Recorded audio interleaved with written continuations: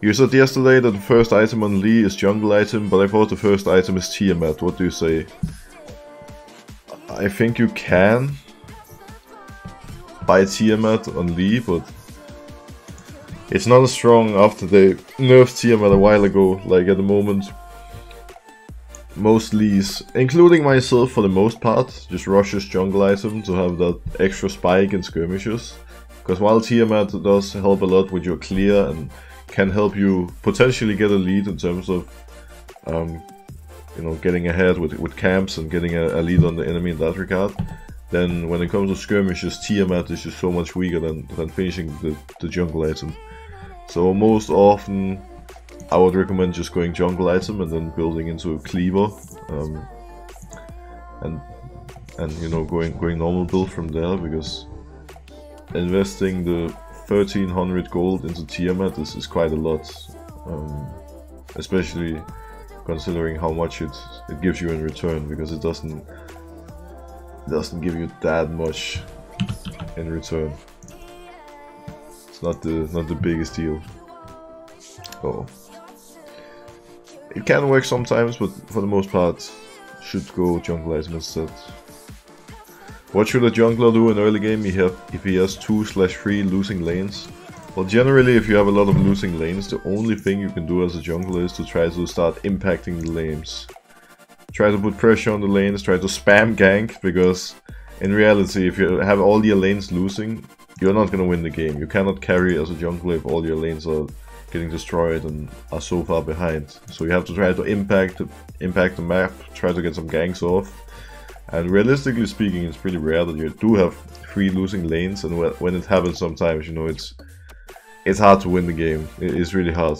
And I think the only thing you can do is to try to impact the lanes really fast and try to turn one of them around into a winning lane rather than all the lanes losing. When does your normal workday end on days like today? Well, usually ends around 11, 12ish. Usually around midnight is when, you know, I call it a day and jump in bed. So it's some long work days, that's for sure. But not gonna complain about that. That's how it's supposed to be. You know, right now we are grinding our asses off, trying to secure that playoff spot, trying to become the best team we can possibly be, and especially after what happened the first weeks, I think, you know, we just need to grind it out.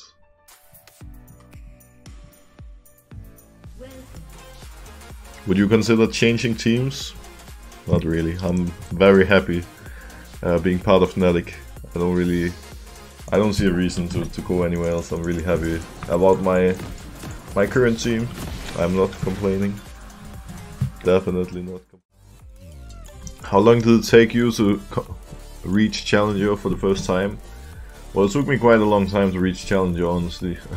Well, obviously, I guess. I've started playing at some point in Season 1. Probably the beginning of Season 1, to be fair, and then... Well, when did I reach Challenger? I started playing in Season 1, and the first time I reached Challenger was Season 4. So, Season 1 to Season 4. Quite a few. Some people do it faster, some people do it much slower, but... You know, the climb all the way from Bronze to Challenger, it does take a while, it does take a long time. And you know, even if you are Bronze, of course you can still make it. Like, it's possible. Not everyone can make it, but just need to keep hopes up and grind. Just grind and keep playing to improve, and then maybe it's gonna happen. Were you in low elo for a long time, like stuck in gold or something?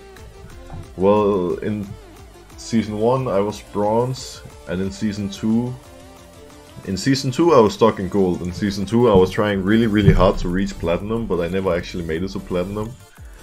So yeah, Season 2 I was trying my hardest to get out of gold and reach Platinum before season ended, but I couldn't make it out of gold. And then Season 3 I made it to Diamond 1, which was back when what's it called? When there was only 50 challengers.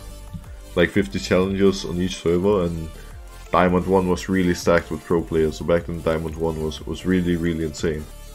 And then Season 4, they changed the system so that there would be 200 players in Challenger instead of 50, and that's when I got to Challenger.